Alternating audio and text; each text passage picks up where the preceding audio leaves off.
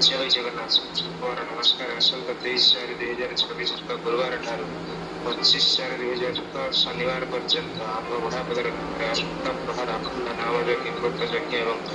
अन्न यज्ञ आरंभ होगा समस्त निमंत्रण रहा समस्ते आसियुक्त धर्मानुष्ठान योगदान करी नाम पाठ करी आम को उत्साहित करने अपेक्षा बुढ़ापदर ग्राम को आसी